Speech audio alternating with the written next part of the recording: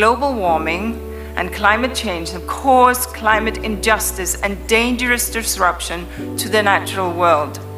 Nature and biodiversity loss are undermining the sustainable development goals. Pollution and waste are killing millions of people each year.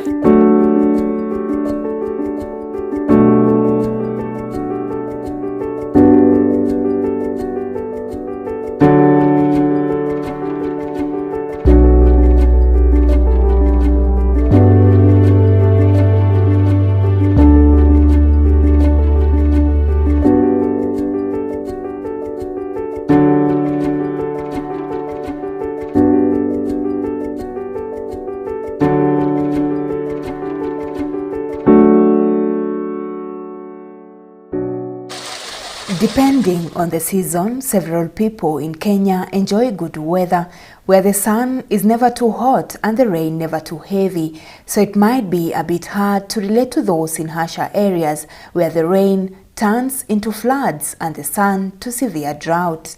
You don't need science to know climate change is real. You can see and witness the devastation of floods when it rains, or the devastation of drought when it doesn't rain. So Kenya is perpetually, like most part of Africa and developing countries, perpetually under emergency. Research has proven sunny days to have the power to pick up one's moods with chances of reducing worry, while rainy days could increase the chances of worrying. However, for women and children in the arid and semi-arid areas of Kenya, a sunrise could be a nightmare. Now, I'm in the area that borders Garissa and Tana River County in the northern region of Kenya. Now, many of the residents here are pastoralists with some practicing farming. As you can see, the sun is too hot. These are leading to drought. Currently, the temperatures are reading around 38 degrees Celsius. Now, many of the residents here have lost their livestock. Now, imagine the loss that comes with the loss of livestock or the loss of wealth, because many of the residents here consider livestock to be wealth. How about the loss of a loved one, a child, a wife, a husband, the frustration and the hopelessness? Now, how about the impact or the harm that these laws have to the affected?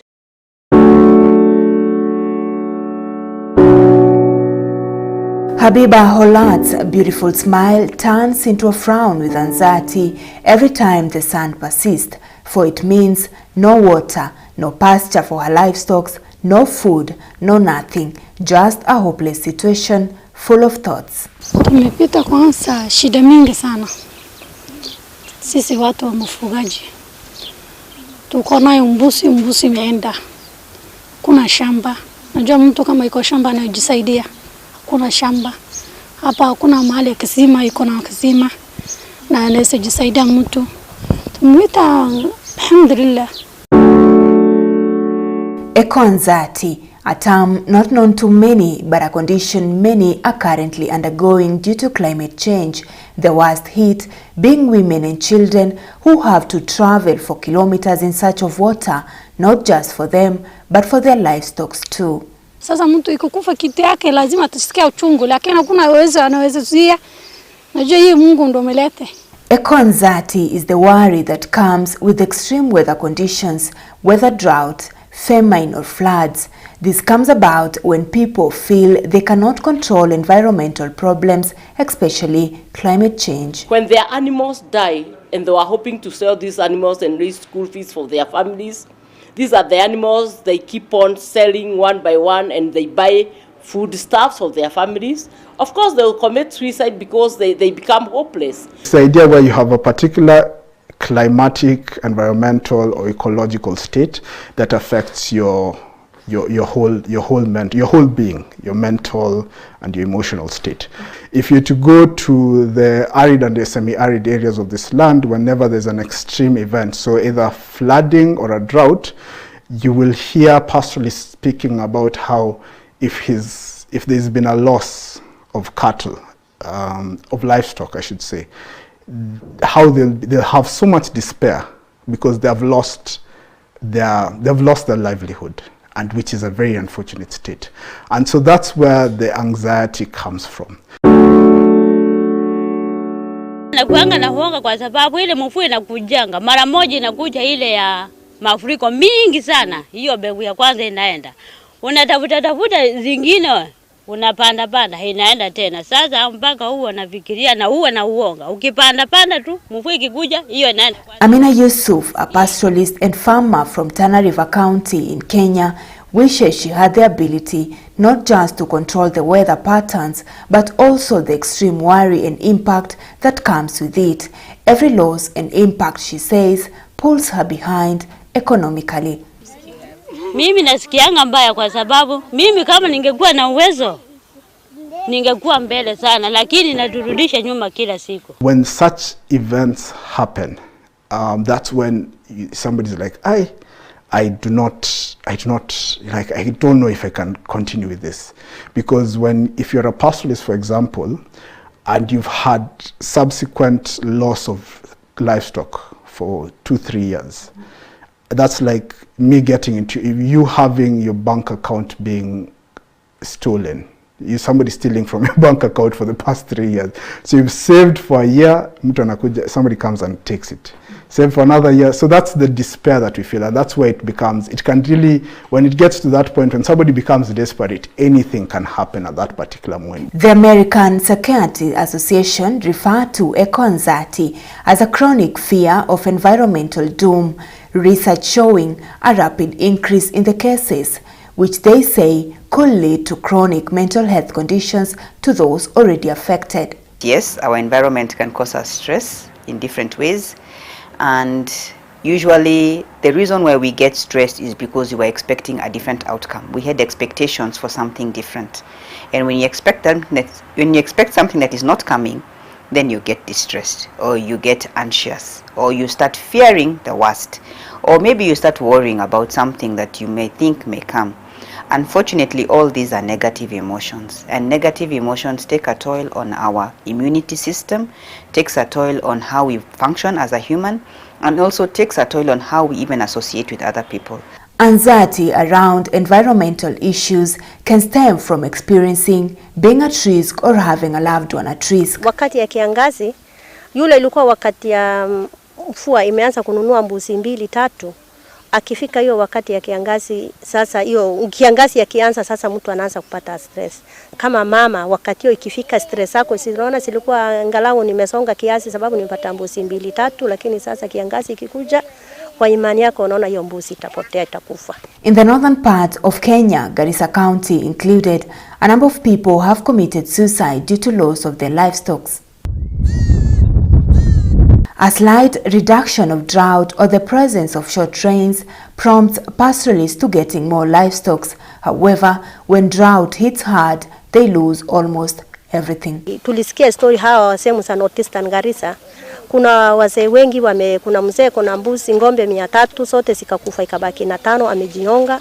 Kuna mwingine ilikuwa family amelala na njaa, ngombe yote ameshakufa. Family ilikuwa nategemea hiyo ngombe, amejiua.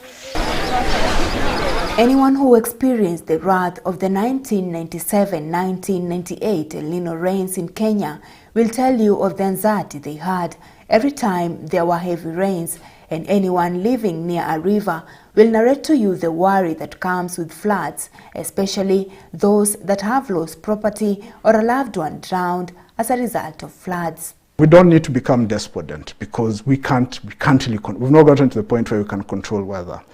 It is important for us as ourselves to now become more proactive.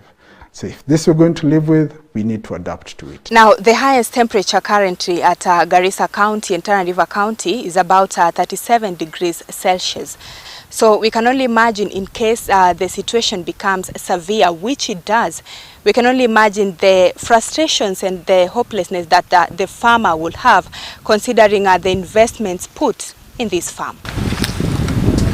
William Kegicha, a farmer in Garissa County, remembers vividly the 2018 floods that led to him losing millions of money due to the investments he had done in this farm. Mwaka wa 2018 nakumbuka. Hayo ndio mafuriko ni experience chawahi kuona. Manake yalichukua engine ya millions of money. Sasa kama ile engine kubwa ya karibu 1.2 million ile ya Listapita imesukuma zaidi ya engine 50. imeenda na maji ikaingia hivyo tu ikasukuma.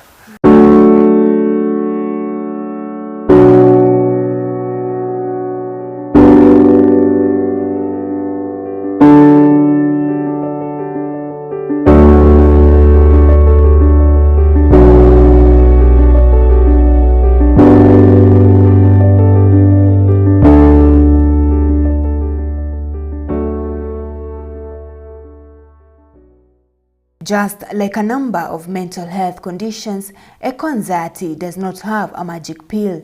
These women have painted the situation here as hopeless, indicating that they have surrendered to every situation. Tunalilia tupate angalau mtu wa kutusaidia. Lakini sisi hatumuonangi. Sisi tu wenyewe tunajikokota, tunatengeneza vitu inakauka, hatuna uwezo mwingine. Tunaomba Mungu tu. Haiwezi kusaidia wewe na kitu imetoka anakauka. Saidizi anaongoja upande Mwenyezi Mungu tu. And if water becomes a scarce resource, you can become very desperate. And when you're desperate, then you can find yourself on the brink of hopelessness. However, experts say that all is not lost. It is not appropriate. It is not something that should be an option to take. Because when we give up, when you become hopeless, even to hope and to look forward to tomorrow becomes a real challenge. Having lived in Botswana, a generally warm and hot country, psychiatrist Washera Masharia shares some of the ways women and children in the arid and semi-arid areas in Kenya can adopt in order to improve their mental health state after a loss, as well as prepare for such occurrences before and when they occur. There are three options they can take. They can adjust, they can adapt, or they can avoid. So the first one is very easy. To adapt is basically accept. Where will you take the sun? Here it comes. So either bask as much as you can, and when you're tired of basking, find a shade. It also enables you to start thinking positively about it. When I talk about adjusting, now that the sun is going to be here for a longer duration, what do you do about it? Is there something that you can do from the sun? Can you bake with the sun? Can you use it for the energy? How do you adjust to it? Then when it's a void, then leave the space. Find another space that is more adaptable to. But every place you go for, or you seem to identify, you'll always find there's a good and a negative about it. So find the good, find the plus in this space and adapt to it. Always remember, you're not alone in this space. Maybe you don't know anyone else, but you're not alone. And there are others who have overcome the challenge that you're going through. So you can also overcome. It is said that a problem shared is a problem half solved. These women from Kilifi County, one of the arid and semi-arid areas in Kenya, being a proof that community group works and they improve a sense of connection. To solve environmental problems, they came together to plant mangrove trees to conserve the environment and also make a living. Kwa kutunza mazingira, ninajua humu koko huwa unatupatia hewa safi. Pia ni muhimu sana kwa viumbe vingine kama wale samaki vile. Mangrove also store a lot of carbon. Studies done show that they store even more than 10 times carbon than the normal trees because of the extensive root system. Research by the United Nations Environmental Programme shows that mangroves are among the world's most dynamic ecosystems, and therefore this wonderful act of saving the environment through mangroves being done by these women can be applied by Amina, Habiba, and any other woman in arid and semi-arid areas. Hopelessness and the anxiety that comes due to loss will be a feeling of the past in due time. And you can also brainstorm when you're with someone, because then you'll say, oh, I had this happen. Oh, why don't we try out this? For example, solar energy.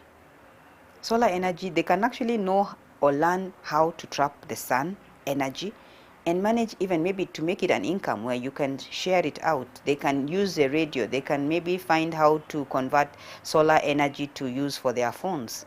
So they can learn these skills.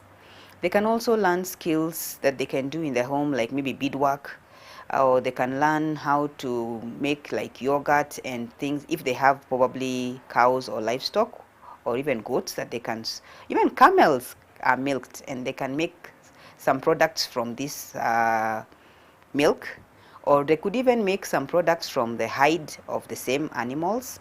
So they can find different tasks that they can adapt to within their level. As much as you might say they might be having other challenges when it comes to income, they have other benefits that they can maximize around them. Even the young girls and the women there, let them not feel like they are left out. Let them also, in that support group, they'll be able to share information which is coming from other groups far and wide. And so they'll be able to tell their fathers and their husbands that I think it's time we release their animals. The wives will be able to influence their husbands, because I think it's the men who tie so much the animals. They don't want to lose, because these animals is their lifeline. And you see in those, the catch are there. If you do not have the cows, the camels, and the goats, then it looks like you are not a man. But the women and the girls can influence their men. Let us release, because money in the pocket, money in the bank, dad, is food security for the whole family. During the United Nations Climate Change Conference COP26, the Kenyan government agreed to raise resources for investment in climate change mitigations programs. By doing this, the Kenyan government, together with other stakeholders, have put in place a number of mitigations in order to improve the current situation in the affected areas. We need to urgently implement bold mitigation and adaptation measures to avert the looming crisis. It is the least that we can do to bequeath a peaceful and sustainable planet to future generations. In addition, a lot can be done more so sustaining actions in order to improve the lives of women, children, and everyone affected by anxiety that comes with changes in weather patterns, so that the mitigations from the policymakers are not short but long-term. We need to take that upon ourselves and say that yes, this sunshine, there's a lot of it, what can we use it for? This would be now, when you're talking to a meteorological person who can predict how weather works, for farmers, they can tell us we need to plan better. We need to, get better. If you're a farmer and now you have a bumper maize harvest, you now start thinking of how to dry it and keep it longer, because that's how we adapt. Even as we establish the tree belts, we increase our tree belts to 10% tree cover in our country. Before we reach that, then we cannot let ourselves get destroyed. There must be survival tactics. How are we going to survive until we accomplish the 10% forestry cover? By giving 10% of our national government budget to food security. Because food security is only also going to cater for the pastoralists, because animals are their food. Conserve an area for a long time. So that's a good place to also be. It's raising awareness and teaching our own people. So your nieces, nephews, children, the neighborhood children, even just having a whole clean the estate, to clean a plot, to clean an area sort of initiatives really helps, because that way they can understand the problems that are within society. And it also makes you move from that point of helplessness to that I can actually do something to effect change. Whether affected or not affected mentally by the changes in weather patterns, it's everyone's responsibility to improve the current environmental problems brought about by climate change in order to avoid and reduce the cases of eco-anxiety. By doing this, women, children, and the society at large will be safe from fear, worry, and hopelessness, for the enemy will have been identified and dealt with.